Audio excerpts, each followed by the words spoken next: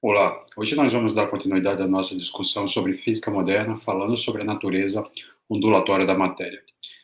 Nesse minicurso, na nossa primeira aula, nós discutimos o problema da relatividade restrita, quando, durante essa discussão, nós mencionamos que a natureza ondulatória da luz foi primeiro demonstrada através das equações de Maxwell, as 4 equações que determinam o comportamento dos campos elétrico e magnético no espaço e no tempo, que podem ser postas, essas 4 equações, na forma de equações de onda, cuja velocidade, para o caso do vácuo, é a velocidade da luz nesse meio. Então, a partir disso, dessa constatação teórica de que a luz era uma onda eletromagnética que poderia se propagar em um determinado meio, os experimentos posteriores de Heinrich Hertz demonstraram que as previsões feitas através das equações de Maxwell poderiam ser concretizadas em situações reais e, portanto, assim caracterizando a natureza ondulatória da luz. Ocorre que o início do século XX testemunha uma mudança nesse sentido, quando, através dos trabalhos de Planck e Einstein, esse conceito sobre a natureza da luz tem que ser revisto, ao se perceber que era necessário para resolver os problemas do corpo negro e do efeito fotoelétrico, a ideia de que a luz era composta por partículas chamadas fótons. Então, a primeira ideia sobre a natureza ondulatória da luz perde força quando se imagina que essa mesma luz deve ser imaginada como uma composição de fótons, partículas cuja energia era dada pela relação H-Ni proposta por Einstein para a resolução do problema do efeito fotoelétrico. Em 1924, Louis de Broglie, na apresentação de sua tese de doutorado, traz um conceito ainda mais ousado, quando ele sugere que, em simetria, assim como a luz poderia ser composta por partículas, sendo a luz uma onda, poderia se imaginar que partículas podiam ter associadas a ela uma natureza ondulatória. Então, essa natureza ondulatória ficaria ligada às partículas através de 2 quantidades que caracterizam o comportamento de uma onda, quais sejam o comprimento de onda e a frequência associada a essa onda. De Broglie estende os valores dessas 2 quantidades a partir dos valores que essas grandezas assumem por causa dos fótons, imaginando que essas relações são válidas para toda a matéria. Então, a primeira das relações sobre a frequência, ela é obtida justamente da relação proposta por Einstein, também por Planck anteriormente, para a energia do fóton como sendo H-Ni, e, portanto, essa frequência associada à onda, chamada onda de matéria, seria a razão entre a energia e a constante de Planck.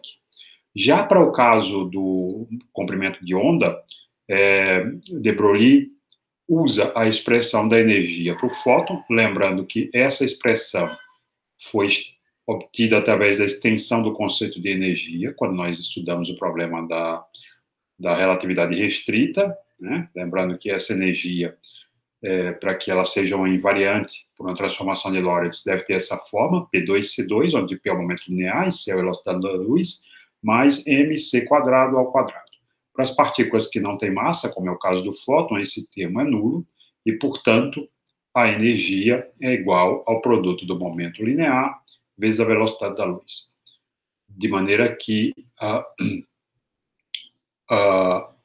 o momento linear é igual à razão entre a energia e a velocidade da luz. Bom, por outro lado, nós temos que a energia é dada pela relação anterior da H-Ni, então isso seria H-Ni sobre C, e como nós conhecemos a relação que determina o valor do comprimento de onda através da frequência, como sendo o produto do comprimento de onda vezes a frequência igual à velocidade da onda, nesse caso a luz, isso quer dizer, portanto, que Ni deveria ser igual a C sobre lambda. E, portanto, substituindo essa relação nessa expressão, nós temos P igual a H sobre C vezes Ni, que é C sobre lambda. Daí, com essa expressão, eu posso determinar o comprimento de onda como a razão entre a constante de Planck e o momento linear da partícula. Então, cada partícula da matéria teria uma onda associada, cujo nome vai ser onda de matéria, que fica caracterizada por essa frequência linear e esse comprimento de onda. Bom, essa suposição era bastante ousada e até então inverificável, pois nenhum fenômeno ligado às ondas poderia ser observado até aquele momento com relação às partículas. Para que a gente entenda a diferença que existe entre ondas, entre o conceito clássico de ondas e partículas, é preciso que a gente volte um pouco e discuta algumas propriedades sobre como as ondas se comportam. Então, essas propriedades, duas dessas principais propriedades que caracterizam o comportamento ondulatório, são aquelas da interferência e da difração. A interferência se dá quando duas ondas se encontram em algum lugar do espaço ou do tempo e se somam, resultando numa onda que terá propriedades similares ou distintas das ondas que a formam. Mas essa onda resultante, ela terá amplitudes distintas daquelas ondas que participaram dessa soma. E um dos efeitos em que essa interação é percebida é aquele da interferência. Quando, por exemplo, vamos supor que eu tivesse uma onda formada num lago, essa onda se espalha através da superfície do lago e encontra dois obstáculos. Esses dois obstáculos criam, eles mesmos, duas outras frentes de onda, duas fontes de ondas que vão gerar cada um tipo de onda, e elas eventualmente vão se encontrar, essas duas ondas formadas pelas fendas, vão se encontrar em algum ponto do espaço, interferindo. Isso vai resultar numa onda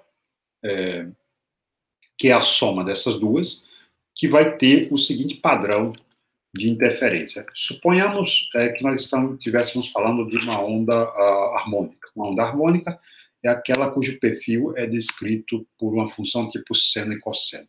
Então, vamos imaginar que nós temos esse tipo de onda. Então, suponhamos que eu tenho uma primeira onda.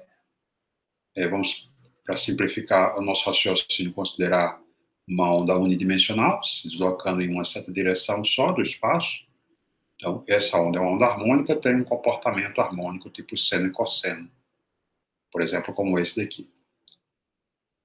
Uma segunda onda, que vai interferir com essa primeira, poderia ter o mesmo tipo de comportamento harmônico, no entanto, ela poderia ser deslocada em relação à primeira, por exemplo, dessa forma aqui.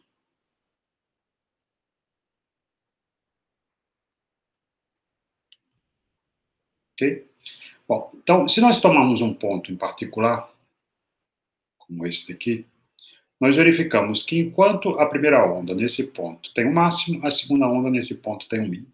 Se por um acaso os valores de amplitude para essas duas ondas forem idênticas, a onda resultante terá nesse ponto uma amplitude nula. Ok? No entanto, poderia ocorrer uma situação, não como essa daqui, mas como uma outra, em que, num determinado ponto, essas duas ondas interferem de outra maneira, como, por exemplo, ambas tendo o máximo nesse ponto. E, nessa situação, se nós chamarmos essa amplitude de A e essa daqui também de A onda resultante teria o máximo cuja amplitude seria 2A para esse ponto. Ok? Então, nessa situação em que as ondas se somam, resultando numa onda cuja amplitude é maior do que aquela que forma essa soma, nós dizemos que nós temos aqui uma interferência construtiva. Ao passo que no primeiro caso, quando a soma das ondas resulta numa onda de amplitude zero para aquele ponto, nós dizemos que essa interferência é destrutiva. Então, o resultado da soma de duas ondas pode ser um padrão com máximos e mínimos e zeros entre eles, que resultará, no caso das ondas do problema mencionado para as duas fendas, num padrão que envolve partes de máximos e de mínimos intercaladas, ok? Como mostra aqui a figura. E esse é um comportamento típico de ondas, pois partículas não exibem esse padrão de interferência. Mesmo que duas partículas sejam atiradas uma de cada ponto, elas não interferem, resultando numa partícula que terá padrões de máximos e mínimos. Outro fenômeno ligado à natureza ondulatória é aquele da difração.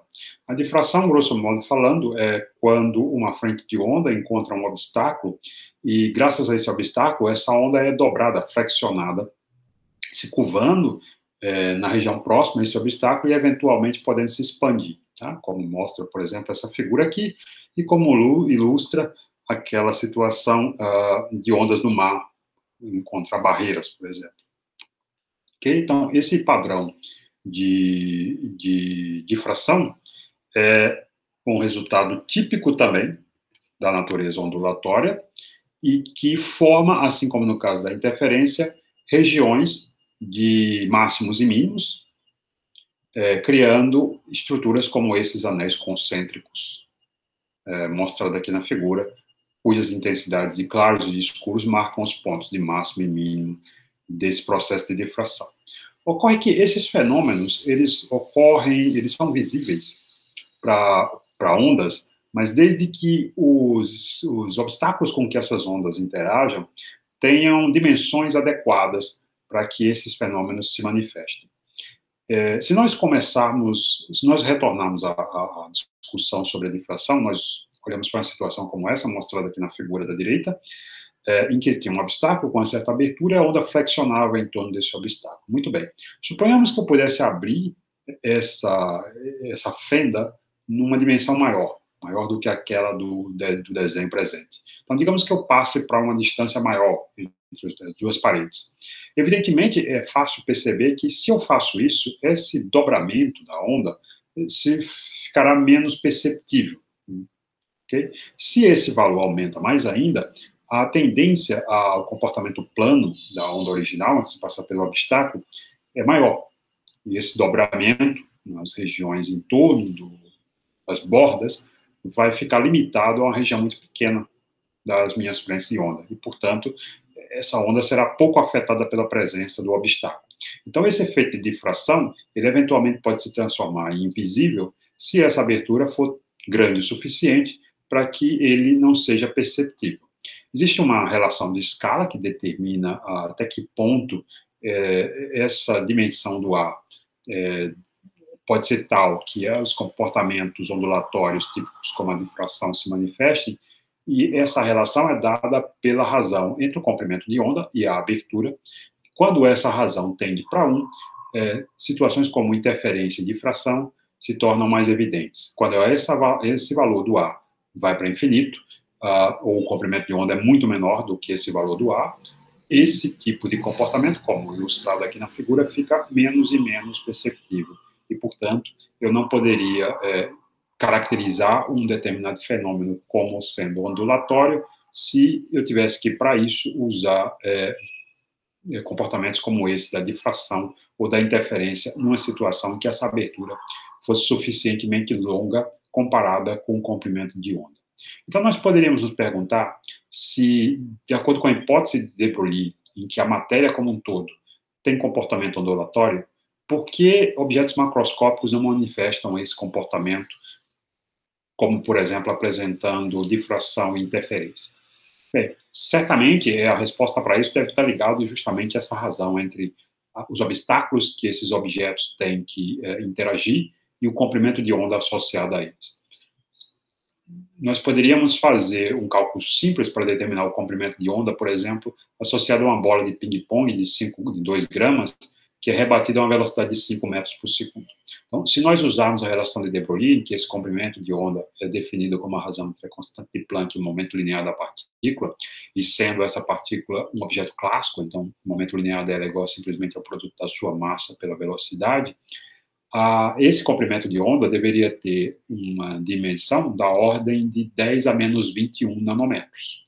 Bom, para efeito de comparação, o tamanho do núcleo, do diâmetro nuclear, é algo da ordem de 10 a menos 14 metros, ou seja, é algo como 10 a 16 vezes maior do que o comprimento de onda associado à bola de ping-pong.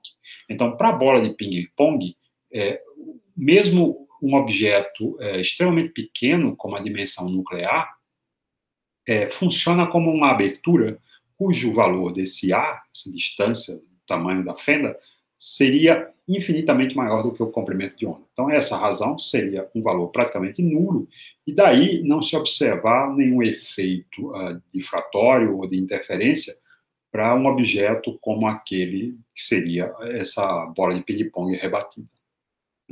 E se nós olharmos para partículas ainda menores? Por exemplo, vamos imaginar o elétron. Então, suponhamos que eu tivesse um elétron cuja energia fosse de 40 eletronvolts, né? Lembrando que o eletronvolt é 1,6 vezes 10 a menos 19 joules. Se assim fosse, fazendo aquele cálculo do comprimento de onda associado ao elétron, tá? Em que o momento linear, nesse caso, dada a energia, deveria ser retirado, imaginando que o elétron fosse uma partícula também clássica, e, portanto, a energia dele seria apenas cinética para essa situação, não tem nenhum tipo de força agindo sobre ele, portanto, não teria uma energia potencial, e essa energia deveria ser a razão entre o P quadrado e 2m. Isso é assim porque, uma vez que a energia é meramente cinética, então nós temos energia como um meio do produto da massa do elétron vezes a sua velocidade ao quadrado, e uma vez que o momento linear é definido como o produto da massa pela velocidade, então isso daqui seria um meio de m vezes P2 sobre m quadrado, daí a relação de energia proposta anteriormente, de onde nós podemos tirar o valor do momento linear, seu valor positivo, naturalmente, como a raiz quadrada do produto de 2m vezes a energia. Sendo assim, usando esses valores, eu posso, para essa energia, calcular o comprimento de onda de de Broglie, assim chamado, aquela relação, para o caso do elétron, e esse comprimento seria da ordem de 0,19 nanômetros. Bom, será que eu consigo obstáculos que possam interagir com o elétron, cujas aberturas sejam da ordem do comprimento, desse comprimento de onda? Bom, a resposta é sim. No caso de cristais, os átomos de cristais se arrumam em planos, e a distância entre esses planos algo da ordem de 0,2 nanômetros. Então, um cristal poderia ter essa região entre planos funcionando como o problema das fendas mencionados anteriormente, e eu poderia tentar observar algum efeito difratório ou de interferência usando a interação entre esses cristais e elétrons acelerados com uma energia suficientemente grande. Bom, isso foi feito em 1927 por dois pesquisadores, Davidson e Germer, em que eles incidiram sobre um cristal de níquel uma descarga de elétrons ionizados a partir de um metal e observavam com um detector colocado a um certo ângulo a partir do raio de incidência desses elétrons a intensidade, grosso modo falando, o número de elétrons que chegavam depois que eles eram refletidos pela superfície, pelos planos do cristal de níquel. Era conhecido já desde essa época um procedimento similar feito usando raio-x ao invés de elétrons. Então, o raio-x é uma onda eletromagnética, portanto, uma onda. Essa onda era incidida sobre os planos cristalinos e duas ondas que eram refletidas por planos diferentes poderiam interagir num determinado ponto, onde eu poderia colocar o meu detector, criando um padrão de interferência. Esse padrão de interferência, como discutido anteriormente, tinha máximos e mínimos, e a localização desses máximos estava diretamente relacionada a esse ângulo φ. A determinação da posição desses máximos era dada pela chamada condição de Bragg, cuja expressão se dá através dessa fórmula simples aqui, em que o lambda é o comprimento da onda incidente, d a distância entre os planos do cristal e φ o mesmo ângulo de abertura entre o canal de raios incidentes e a localização do detector. N aqui é um número inteiro que vai localizar os diferentes máximos que aparecerem nesse padrão de interferência, ou seja, o primeiro máximo, o segundo máximo, o terceiro máximo, etc. O que, surpreendentemente, para Davidson e Germer apareceu ao fazer o experimento com os elétrons, que seria inesperado que aparecesse um padrão de interferência, visto que esse padrão era clássico, era uma assinatura típica do comportamento ondulatório, foi que justamente esse padrão apareceu. Então, olhando para a relação entre a intensidade e o ângulo, os pontos coletados por Davidson e Germer são como esses mostrados, né, nessa figura, em que se percebe claramente uma assinatura de máximos e mínimos, com o primeiro dos máximos aparecendo um ângulo de cerca de 50 graus. Ao usar os valores conhecidos para a distância entre os planos cristalinos, no caso do níquel, que sabia ser da ordem de 0,215 nanômetros, e sabendo que o valor do primeiro máximo se dava em φ igual a 50 graus, Davidson e Germer usam as relações a essa condição de Bragg, encontram o valor do comprimento de onda, que estaria associado a esse padrão de interferência, e esse valor é da ordem de 0,165 nanômetros. Então, se a hipótese de Broglie estivesse correta, o valor do comprimento da onda associada ao elétron deveria ser próximo desse valor de 0,165 nanômetros, uma vez que eram os elétrons que produziam esse padrão de interferência, então a onda associada a esses elétrons devia ter esse comprimento de onda. Bom, esse valor do comprimento de onda dos elétrons poderia ser calculado usando a relação de de Broglie, ao se saber que esses elétrons eram incididos contra os planos cristalinos depois de receberem uma energia de 54 eletronvolts. Esse valor de 54 eletronvolts resultava num comprimento de onda da ordem de 0,167 nanômetros. Então, esse valor era extremamente próximo daquele valor observado no experimento, e isso, evidentemente, deixava bastante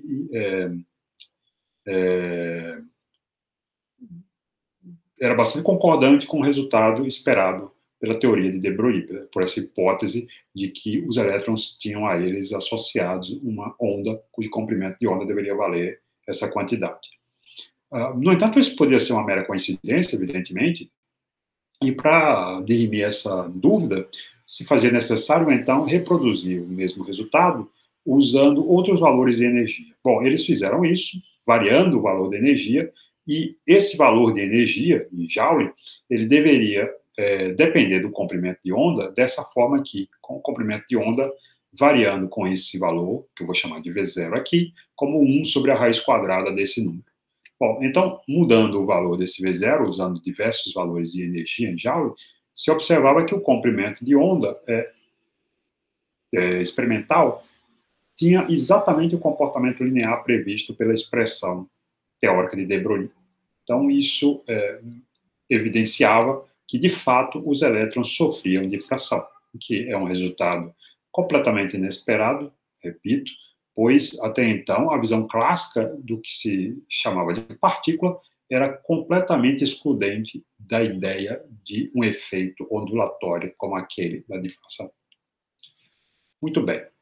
Essa conclusão foi ainda mais reforçada depois que G.P. Thomson, o filho de J.J. Thomson, o homem que descobre o elétron e que mede a razão carga-massa e que sugere o modelo atômico do pudim de passas, vem a fazer experimentos com elétrons chamados relativísticos, porque eles tinham energias de ordens de 40 keV, e, portanto, velocidades muito altas, próximas à velocidade da luz, e esses experimentos revelam uma estrutura para o padrão de difração dos elétrons, como aquele mostrado na figura aqui à direita, de anéis concêntricos, que era extremamente similar ao resultado observado quando esse mesmo experimento era feito usando ondas eletromagnéticas, como, novamente, aqueles do raio-x. Então, o padrão de anéis concêntricos repetia-se tanto para ondas quanto para elétrons,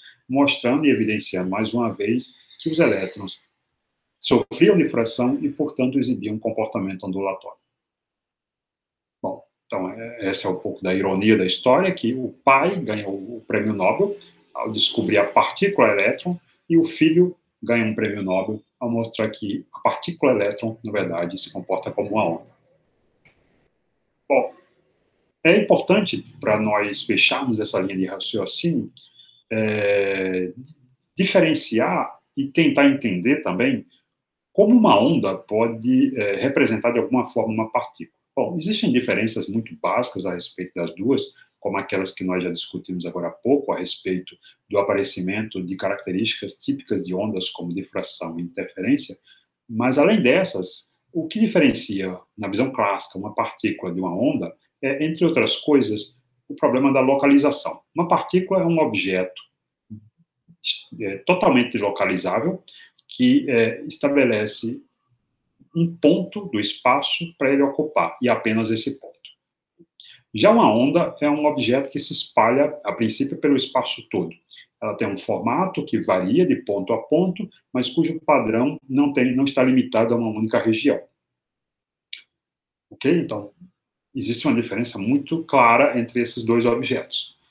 Uma partícula é localizada no espaço, uma onda é delocalizada no espaço. Bom, por outro lado, se eu tomar duas ondas e interferi-las, ou seja, somar essas duas ondas, de tal maneira que essas duas ondas tenham como característica comum ter um máximo em x igual a zero, mas terem frequências diferentes, o resultado dessa soma é uma outra forma de onda que não está completamente deslocalizada no espaço, mas ainda se espalha por todas as posições de x, mas não mais com o mesmo padrão idêntico em qualquer lugar do espaço. Existem pontos em que essa soma resultará em amplitude zero e, portanto, nós podemos perceber aqui uma diferenciação entre o resultado dessa soma e o resultado das duas ondas que a formam. Bom, se ao invés de somar duas ondas, cuja única diferença entre elas seja a frequência, nós somamos duas ondas que, além da frequência, também têm distintas o número de onda, né, que está diretamente ligado ao comprimento de onda, através de uma relação que a gente aprende lá em Física 2, em que o número de onda K é igual à razão entre 2π e o comprimento de onda. Então, o resultado dessa soma é um padrão como esse mostrado aqui, em que a amplitude da onda resultante agora é modulada, ela oscila com a posição de forma harmônica, como essa amostra daqui, com um envelope, que é essa região onde fica restrita um pedaço da onda até encontrar o ponto em que essa onda resultante tem amplitude nula.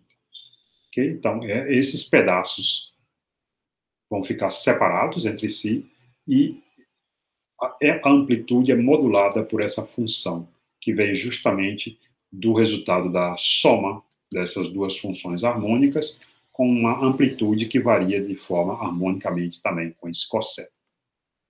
Bom, se ao invés de somar duas, eu somasse uma infinidade de ondas, com diferentes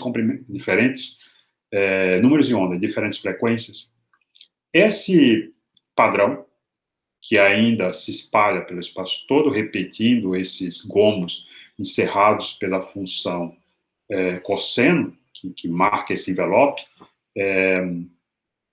eles acabariam desaparecendo, e a região em que a onda resultante teria uma amplitude não nula seria uma região pequena em torno de um determinado ponto.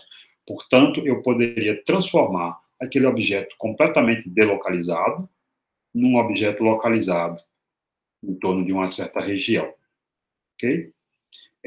Para realizar isso, é necessário que as ondas que compõem a soma não apenas tenham valores diferentes para comprimento de onda e frequência, mas também que essa soma se dê sobre um número infinito dessas ondas, portanto, com esses valores de comprimento de onda e frequência, podendo variar continuamente. Então, de fato, essa soma virá se transformar numa integral para que a resultante seja um pulso, uma região, um objeto localizado, como esse aqui, que nós vemos nessa figura direita.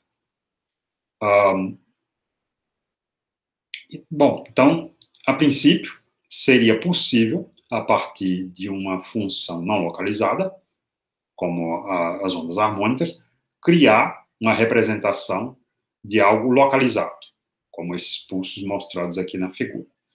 Bom, mas isso não é suficiente para que nós pudéssemos associar ao comportamento ondulatório o comportamento de uma partícula, que não basta apenas que exista uma localização, mas que essa onda também pudesse compartilhar de propriedades da partícula, tais como, por exemplo, a mesma velocidade. Então, será que ao se propagar pelo espaço, essa onda resultante, essa onda representativa da partícula poderia ter a mesma velocidade dela, para que de fato nós pudéssemos dizer que existe uma onda associada à partícula?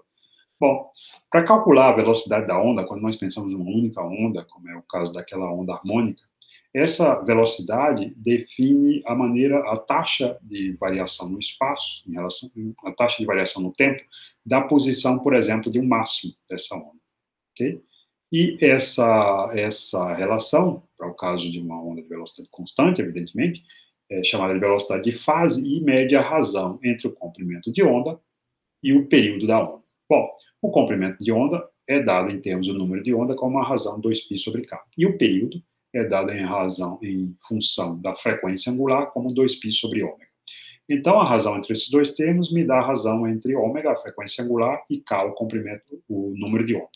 Se nós olharmos para a expressão que define o perfil da onda harmônica, ômega é o termo que multiplica o tempo e k o termo que multiplica o espaço. Então, tomando emprestado essa ideia, nós poderíamos dizer que a velocidade com que se propaga, no caso da soma de duas ondas com frequências diferentes, o envelope, né, aqui não basta pegar a velocidade de uma onda, porque eu tenho duas ondas com esses valores distintos, então a velocidade com que vai se propagar todo o grupo resultante dessa soma, chamada, portanto, de velocidade de grupo, é, da mesma forma, de forma similar, a razão entre os termos que multiplicam o espaço e o tempo, da mesma maneira que para o caso da velocidade de fase. Só que, nessa situação, eu devo tomar esses termos a partir da expressão do cosseno que multiplica a amplitude, porque esse envelope que vai se deslocar agora no espaço é a velocidade dele que eu estou medindo.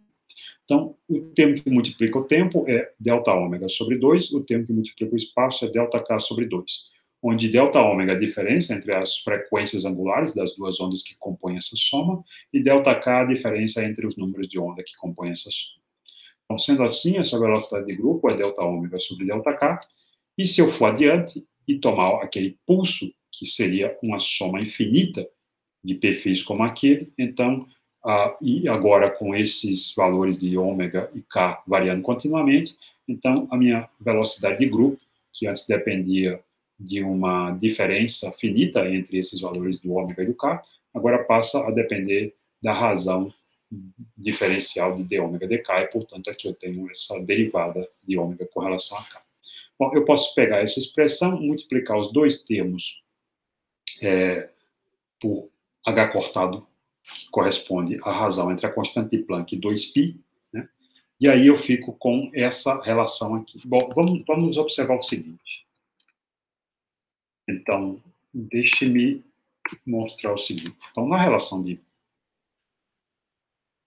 de Einstein, né, a energia é H vezes μ. Bom, o que nós chamamos de ômega é 2π vezes a frequência angular, Ni, esse mesmo Ni que aparece aqui. Portanto, essa relação é H sobre 2π vezes ômega.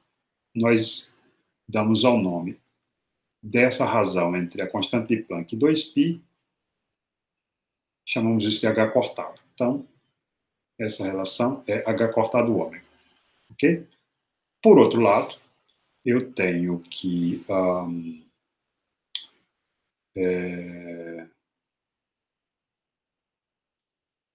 a energia é igual a P vezes C, tudo bem? E, como nós tínhamos mostrado antes, o momento linear razão entre energia e C, isso daqui, portanto, é H ômega dividido por C, ou, mas, por outro lado, eu tenho que K é igual... Não, desculpe, retornando, tá? Na verdade, eu não precisava disso, né? Basta usar o seguinte, desculpem aqui, a relação seria lambda igual a H sobre P, né, a segunda relação de de Broglie, basta isso, na verdade. E então daqui, então eu sei, por outro lado, que K é 2π sobre lambda, então P é igual a H dividido por lambda, e sendo lambda igual a 2π sobre K, isso daqui ficaria H dividido por 2π sobre K, então isso é H sobre 2π vezes K, ou seja, H cortado vezes K. Então, agora sim, nós podemos voltar na relação e identificar esse termo como energia e esse termo como momento. Então, o que eu tenho aqui para essa velocidade de grupo é a derivada da energia com relação ao momento. Se eu tomo a definição da energia clássica, cinética, né, esse valor, como a gente já mostrou antes, é igual a P quadrado sobre 2m, e ao derivar com relação ao momento, isso daqui me dá simplesmente a energia da partícula. Então, de fato, eu consigo associar a velocidade do pulso, a velocidade de grupo, desse pulso de onda, à própria velocidade da partícula. Okay? Então, é possível, por isso, associar uma soma infinita de ondas, aqui que a gente vai chamar de pacote de onda, com o comportamento de uma partícula, em relação, pelo menos, a essas duas propriedades. Pois nós temos, a possibilidade de localizar esse pulso no espaço, e dois, que esse pulso possa viajar com a mesma velocidade que a partícula viajaria. Bom, uma outra discussão que deixa muito evidente essa questão entre ondas e partículas é aquele do experimento chamado experimento da dupla fenda. Vamos discutir um pouco aqui esse experimento, pois ele é importante para esclarecer essa dualidade que existe entre ondas e partículas. Imaginando o seguinte, vamos começar imaginando um experimento que envolve partículas. Tá? Suponha que eu tenha aqui um dispositivo que emite projéteis num certo ângulo. Na frente desse dispositivo, eu tenho uma parede que é vazada em dois lugares por fendas. E na frente dessa parede, uma segunda parede que absorverá completamente os projéteis que atravessarem essas fendas e chegarem até ela do outro lado. Então, eu disparo N vezes esse canhão, ele vai emitir vários projéteis, alguns ricochetearão na parede, outros passarão pelos buracos e atingirão a parede da frente, tá? Por um orifício ou por outro, e aí no final eu vou medir a quantidade de projéteis que se alojaram em cada posição da segunda parede. Bom, ao fazer isso, eu obtenho uma distribuição, número de projéteis em função da posição, que se comporta de acordo com essa curva aqui chamada de P12. Okay? Agora, digamos que eu feche um dos orifícios, digamos que eu coloque um obstáculo aqui, fechando a segunda fenda, a fenda 2, e deixe apenas a fenda 1 aberta. Bom, eu repito esse procedimento, disparo N vezes o meu canhão e anoto o número de projéteis que chega na segunda parede em função da posição. O resultado, para mim, seria essa curva P1, okay? Que tem um máximo na região praticamente em frente ao obstáculo 1 e decai à medida que se afasta dele. Eu vou repetir esse procedimento fazendo o contrário, fechando a fenda 1 e deixando a fenda 2 aberta. Ao fazer isso, o resultado agora é a curva P2. O que eu posso observar é que a curva P12, que é obtida quando as duas fendas estão abertas, é simplesmente a soma de P1 e P2. Ok? Então, isso quer dizer que não tem nenhuma interferência entre os resultados do experimento com a fenda 1 aberta e a 2 fechada, o contrário, e o resultado geral. Ok? Então, aqui, esses elétrons, que são partículas, portanto, não sofrem interferência, como é de se esperar. Os resultados são independentes e eu posso adotar o chamado princípio da superposição, em que o perfil da curva total é igual à soma dos perfis das curvas P1 e P2 calculadas, obtidas isoladamente quando apenas uma das fendas estava aberta. Bom, se eu reproduzir esse mesmo experimento agora usando ondas, digamos, na água, né? Suponha que no lugar do canhão de projéteis, eu tenho agora uma tina de água e sobre essa tina tem algum dispositivo, como um vibrador, que vai, à medida que oscila, emitir frentes de onda. Essas frentes de onda vão chegar até um obstáculo com duas fendas. As paredes desse obstáculo são completamente impermeáveis à água, portanto, essa água não vai desaparecer molhando a superfície. Elas vão passar pelas fendas, vão interagir e vão chegar numa segunda parede, que essa sim é absorvedora, e lá eu tenho um dispositivo que vai medir a intensidade da onda resultante, que vai chegar em cada um dos pontos da segunda parede. Ok?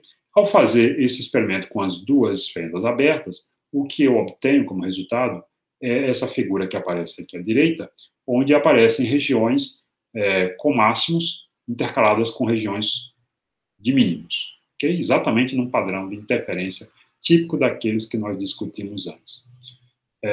Se eu agora fechar um dos obstáculos, digamos, eu fecho a fenda 2 e deixo a fenda 1 aberta, o resultado que eu tenho é similar ao do caso dos projéteis. Eu tenho uma curva, como aquela que era chamada de P1, em que existe um máximo no ponto que está à frente do obstáculo e que diminui à medida que eu me afasto dele. A mesma coisa aconteceria se eu fechasse um e deixasse 2 abertos, teria a curva P2. Tá? E como nós vimos, a soma dessas duas curvas resulta numa curva como essa, e não como essa daqui, que só existe por conta da interferência que acontecerá entre as duas ondas. Então, esse é um processo que não acontece com partículas, como nós vimos, ele acontece apenas com ondas. Tá? A interferência é uma propriedade de natureza ondulatória. As partículas não interferem e, portanto, não geram esse padrão de máximos e mínimos que nós observamos quando fazemos o experimento com água e não com partículas. Bom, e se nós fizéssemos isso com elétrons, o que aconteceria? O resultado obtido com elétrons, né, novamente agora eu tenho um canhão de elétrons, de maneira similar ao experimento de Davidson e Germer, o sistema com duas fendas e aqui na frente uma parede, onde eu tenho um detector, e esse detector vai medir a intensidade de elétrons que chega em cada ponto depois que eu atiro uma certa quantidade de elétrons com o meu canhão.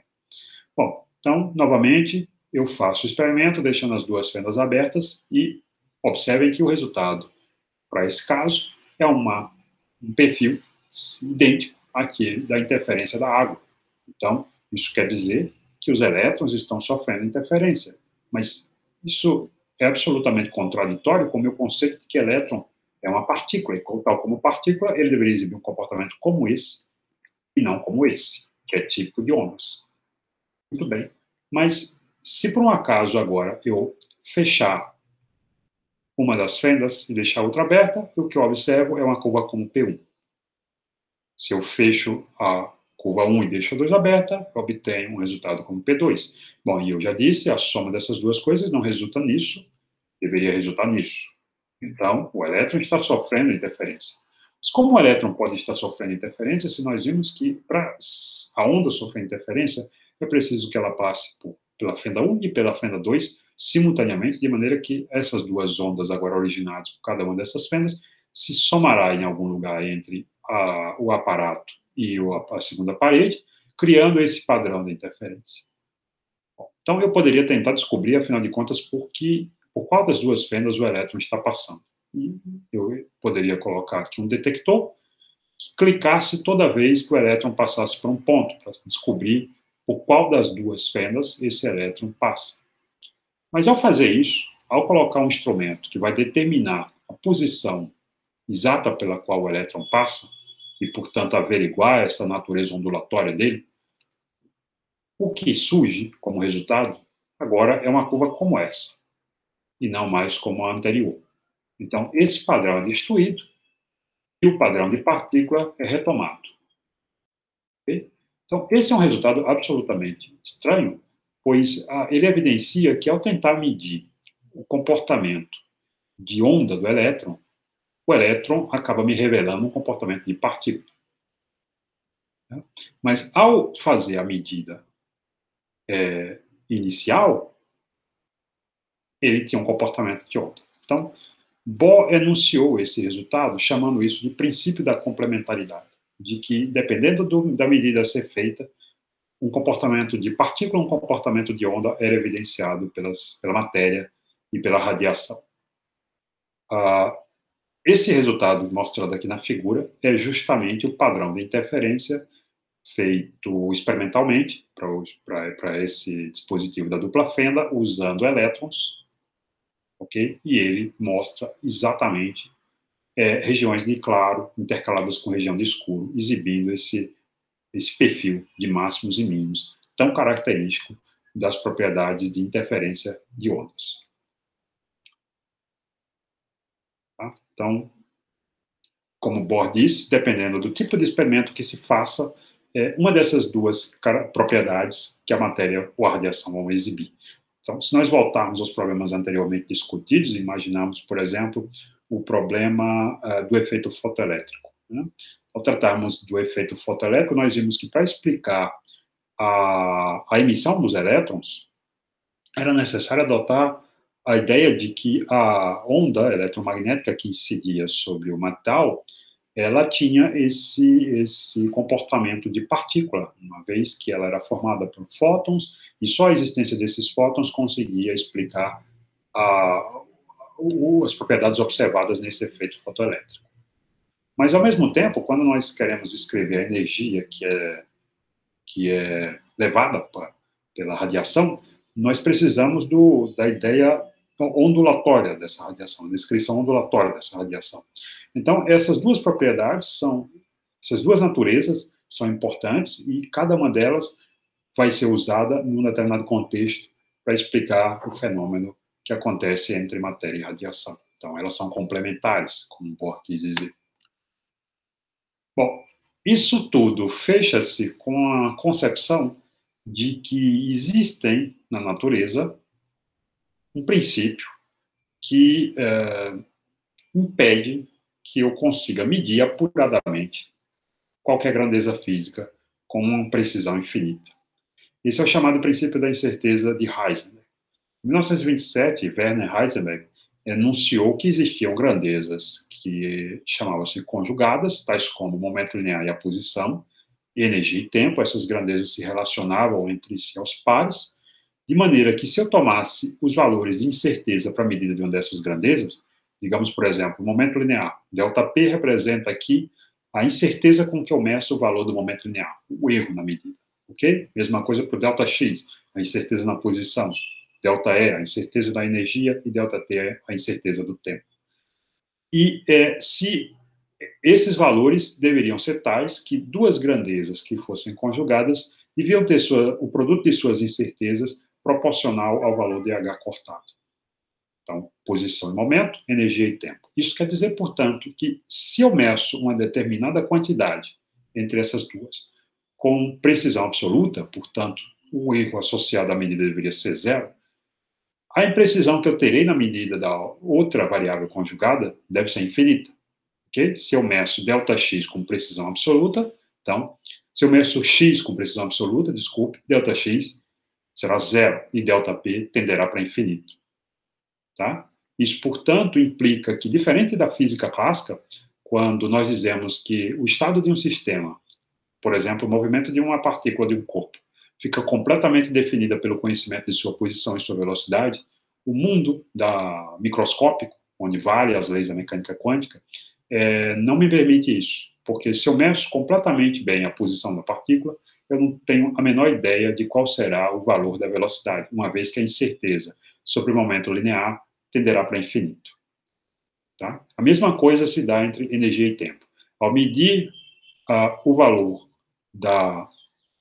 de um certo instante de tempo, com precisão absoluta, eu não posso dizer absolutamente nada a respeito da quantidade de energia presente naquele valor exato de tempo. Isso, de certa forma, viola a noção de conservação da energia, que implica que eu deveria saber o valor da energia, esse valor deveria ser constante em todos os instantes de tempo. Então, num espaço de tempo curto, talvez eu consiga violar essa conservação de energia. Isso, de fato, é observado em experimentos tais como aquele do efeito Casimir, onde, graças à relação de incerteza que envolve energia e tempo, existem fenômenos como aquele da flutuação quântica do vácuo, em que uma certa partícula pode aparecer devido a essa flutuação de energia. Ok? Bom, nós vamos ver isso com mais detalhes adiante, mas, por hora, nós ficamos aqui. Muito obrigado.